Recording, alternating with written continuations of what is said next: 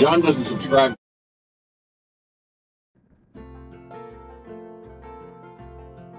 Hello everyone, welcome back to Prehistoric Wildlands. Cannot believe it's already been 8 weeks. And yeah, we're back, and it's my turn again for my 3rd episode. Today we're going to be building a new biome area. My goal for this episode was to not build something that looks like it's from Jurassic Park again. We worked on this part a little bit during my live stream yesterday, so you might notice some changes to the park that didn't make it into this video, because I wanted to keep this one kind of short and a smaller build, especially after how long I spent on the last one. I just didn't have a ton of time. So what you can see I'm doing here is I'm replacing this railing that lines the river. That's because we had 3 different kinds in a row, so I wanted to make it a little bit more consistent.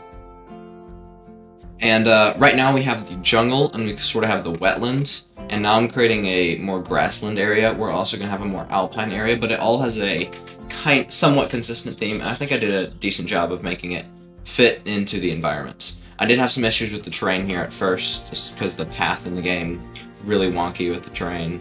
Hopefully that'll be fixed in later updates. I'm sure it will. So, yeah. I wanted to sink down this area a little bit because it is a grassland, so I couldn't do too much terrain difference, but I wanted there to be at least something a little bit to draw your eyes to it, which I also did the architecture, as you'll see how I did that. I'm creating a new rock color to denote the new area. And, yeah, here I just noticed some issues with the terrain, so I was trying to fix that. And I'm also connecting the biome that we had here. What I'm doing is making it look under construction, and the reason for this is I feel like this building has a much more modern architecture, and also the fact that it is a controlled biome makes me think maybe it's newer added to the park, which is why it's connected to the entrance building but not part of the main, like, wildlands. So I was thinking maybe this new technology has been developed, and now we can have dinosaurs anywhere in the world. Maybe there's something unique about the wildlands that, I don't know, I'm just spitballing lore right now. This is not official Prehistoric Wildlands lore, that they can only survive here, but the biome-controlled building is a way that we could have dinosaurs other places in the world and build more zoos, which is why it's newer, and it's under construction, because maybe they'd be building more later on. And that also leads into where I made a space to build a staff area. I didn't build it, somebody else can if they want. If nobody does, then I'll build it before the park's done. But yeah, I'm just adding a few rocks here. I tried to not go over the top of the rocks. What I'm doing here is I'm applying a base layer terrain paint. You may think this looks way too arid, but it's fine because I'm going to put grass on top of this just at a lower intensity. Yeah, like this. But I'm using a slightly different grass color. So, yeah, what I'm doing here is putting the staff gates and these little murals, because I feel like this is the kind of thing they would use to block off an under construction area, and I didn't want to build like a proper wall there because that just doesn't really make sense for like temporary scaffolding. In the zoo, I think they'd have something like this, because I mean, at least in my zoo, they do whenever they're building something. And yeah, just more rocks. As I said, I didn't place too many. I relied on the terrain paints a little bit more than I'd usually like. This was a shorter build than usual. I think it took me about 4 hours in total. But I also worked on this during the live stream. I'm not counting that. We worked on it for about an hour, but really only like 20 minutes of actual work, because I was mostly talking to the live stream chat. So, yeah, you can see this area leads all the way up to the Tarbosaurus Stadium. It'll probably wrap around it in the end and connect back to the wetlands. My next build that I'm planning won't be here, but what I'm placing here is like a sort of gazebo building. I don't know what else to call it.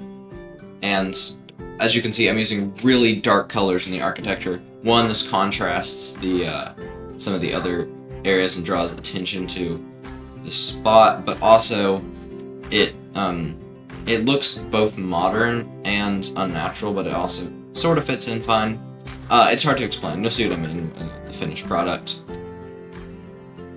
So yeah, I just wanted some roof structures for guests to stand underneath, because this is in Tanzania, so I'd imagine it's pretty hot here, especially in the summer.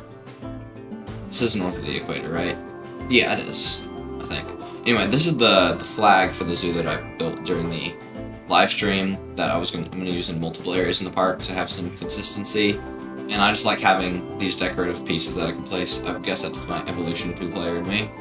What I'm doing here is, so the idea for this area was to have originally 1 habitat for the lions.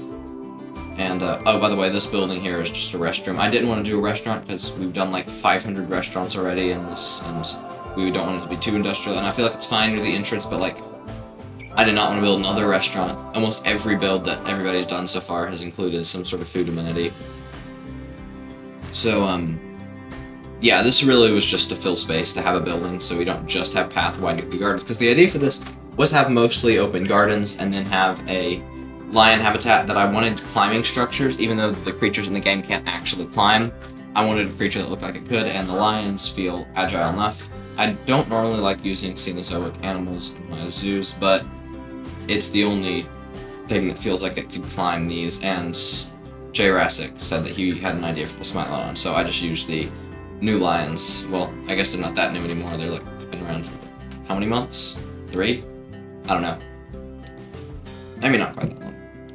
So yeah, anyways, I was just putting a little bit of seating around here, and now that we had our main structures complete, I'm going to move them to where they need to go, creating some new lampposts that will be used in this section. And yeah, that's pretty much it for that building. I feel like I was just talking about something and left it unsaid. I do that a lot. But anyway, what I'm creating here are some little planters for trees, so we can put various trees in these. These little reminded me of Evolution 1 with the palm trees and the... Well, I guess we have these in every biome, but I was thinking specifically of my last Evolution 2 build. And I'm copying over these tables and chairs that Prehistoric PC built last episode. They look very nice, by the way.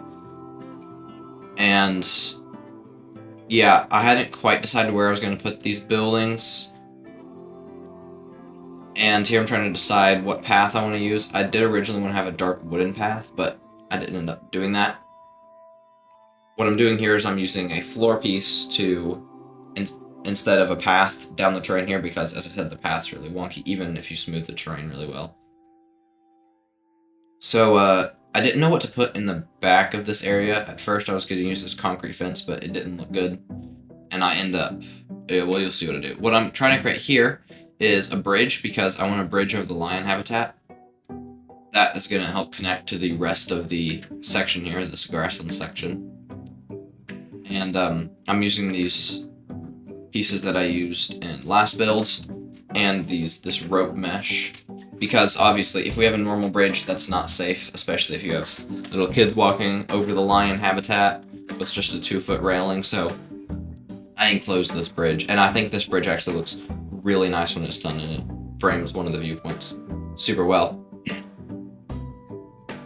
So, yeah, with that bridge section complete, I tilted it at a 20-degree angle, and then maybe 25, then 15, and 5 degrees less every time to create this arch, which actually didn't fit over the lion habitat, which is 60 meters wide. So this actually gave me an idea, because I felt like all the animals should have, well, maybe not all, but at least most of the animals should have some form of an indoor area. So I created this little corridor for the lions to walk down. And with the bridge done, I accidentally crashed the game here by closing the weather menu normally. And, yeah, for some reason I got rid of the lights on the bridge, which is good because they were the wrong color. So what I'm creating here is, at first I was going to slant that and have it lead up to a house for the lions that I didn't end up building. What I'm doing right now is I'm using the rocks just to enclose this little garden, just to interrupt the path, because I felt like we have a lot of unbroken path in this zoo so far. So, yeah, heading back to the lion habitat. If I'm saying these are creatures that can climb, I need to prevent that, so I'm creating concrete walls so that they can't climb out. These will be partially obscured by rocks and such, so it doesn't look too unnatural in the end. But that was just kind of a realistic thing, I think. Because otherwise, it definitely, even with the rock cladding, I feel like the lions could easily escape. Otherwise, which is also why I didn't put too many trees near the edge of the habitat. That way, I can speak so that they can climb out. So yeah, just duplicating these over and over again and moving this to where I want it to be. Then deleting a section so the lions can walk underneath the bridge. And so, I think it's... yeah, I'm trying to fix the terrain here. Unfortunately, there's only so steep it can go, so I had to do a lot more rock work than I originally wanted. What I'm building here is actually, I'm imagining these are, you know, I don't think the species I used is the cave lion, but they have an underground sort of cave habitat that they can go into. Maybe you could even have this pop out somewhere else in the section, but probably not. And this would be a tunnel that would open at parts of the day. I'm putting like a little door over this, so it could open and close. And that lets them go into their indoor section during the nighttime. So one thing I think that I did poorly during this build was I used too many terrain paints, just because we have a lot in the game. I started deciding on our path here. I ended up going with this really dark colored path, which I think fits the architecture, in contrast with the tan colors of the ground that we have, and actually looks pretty nice. I was afraid it would look too modern, but I think that's fine. So yeah, to get to the rest of the section, you would have to walk across the bridge, but we do have this one little path that goes over to... I decided to make the roof of the tunnel a viewpoint, which ends up looking really cool with the bridge, like, sort of arching over, and you can look into the lion habitat and go really far. Anyway, yeah, that was just something cool, and I started using this tropical lighting for the path, because no path left unlined. At first I was worried that this would look too tropical, but I think it ends up looking fine in the tour.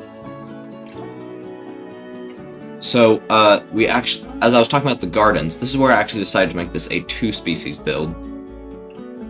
Because we had this big open garden, and I was like, okay, I don't normally like doing walkthrough habitats, but one thing I did want to build was, like, you know in zoos how they have, like, the kids areas? Sometimes you have little animals there, usually mammals, or sometimes they have birds there, whatever. That would be something cool to build in this zoo. Make it feel more like a real zoo place instead of this grand park. So yeah, anyway, right now I'm just placing these tree branches around. But I ended up incorporating that into here by having... I don't know if any of you guys have these at your zoos, but at my zoo, at the kids area, they have a walkthrough habitat with goats, where you just walk in through a gate, and I'm kind of surprised they let you do this, because goats can be kind of aggressive. But they're not actually too much of an issue, especially when they're used to people. So, my second idea was for this big garden to be a Protoceratops habitat. Protoceratops or Protoceratops? I can't remember. But, yeah, I ended up creating little gates for the guests to walk through. They can't actually walk in there in-game, but we don't have guests in the park anyways.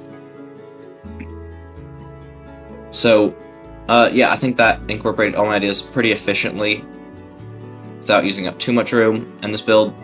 I didn't go into as much detail as I would like for time reasons, but it turned out alright. I'm placing these trees around, some of them end up overlapping into the bridge. Don't worry, I did fix that. Using the grassland foliage has its limitations though, because we only have 6 trees. And here I'm placing some of those lampposts around just to bring a little bit of light. As I said in the live stream, I don't want to do too many lights. Or was that last episode? I don't remember. I think it was the live stream. But, yeah, I'm just using the rock cladding pieces here because the terrain looks super wonky in some places here. I was afraid it wouldn't be steep enough in a couple spots, and I was right. As in the end showcase, you'll see the lions are clipping inside of the rocks because they tried to climb out. Don't worry, I fixed that before I shared the file. But, yeah, these pieces are really helpful. This is where I would have normally gone to way more detail with the rocks. And I do think it looks a little bit too repetitive, but it's not too much of an issue. Maybe I'll replace them later, though.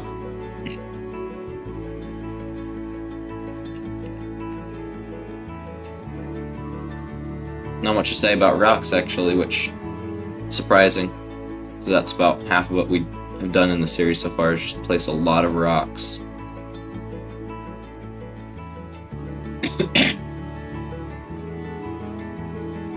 So yeah, the whole point of this was to have a lot of open area, because we're just filling this with a lot of trees, as it is mostly supposed to be gardens. Almost done placing rocks now, and I started placing the climbing structures for the lions, which is actually pretty fun to build. Unfortunately, we don't have any prehistoric primates because that would have been really cool to put here. And these are kind of like scratching posts for lions, as you saw in if you guys watched my tour of my Prehistoric Africa zoo that I built in Prehistoric Kingdom and toured a few days ago. So yeah, I just put some little hammocks for them and ways for them to climb up. I felt like these lions are probably fairly agile. Maybe it's a bit of exaggeration, but I think it's fine. Placing some dead trees around. As I said, I didn't want to put too many tall trees that they could climb out, but I think the dead trees are fine. And yeah, I realized I blocked off this section, and that was fine. But that reminded me that I needed to put the, whatever they're called, signs for the species. What I'm building here are the gates, so guests could theoretically access the habitats. Normally I'd do an airlock style, but it's fine. The Protoceratops aren't that fast, but as we've learned from Prehistoric Africa, they are kind of escape artists. So here I'm placing those animal signs, just for both species. And I was going to put a vending machine, but there wasn't really room. Now I think it's finally time for plants. And really just the thing that brought the whole build together with these plants. So the first type of plant I started using... Nope, never mind, not yet. First I gotta... Yeah, do these. This build is on 10 times speed, by the way. I'm worried it might be a little too fast. Tell me. What I'm using here is the elephant grass because it works so well in every biome. Honestly, probably one of the best plants in the game. Just so helpful in pretty much everywhere. Creates a nice medium height understory for forests, and just really fills up the space and makes it look more natural. Having that short grass, placing grassland trees around before I add in all the grasses, and then I also added in the Northlope pines that I've talked about before because they look so prehistoric. And that was really what brought this build together. I was a little apprehensive of how it looked until I added these guys in, and I think it just made the whole thing work so well. That's pretty much it for the build. I will give you a little tour of walking through it. Thank you guys for watching. Hope you enjoyed. Subscribe to Jurassic and Prehistoric PC, and tune in next week for the next episode.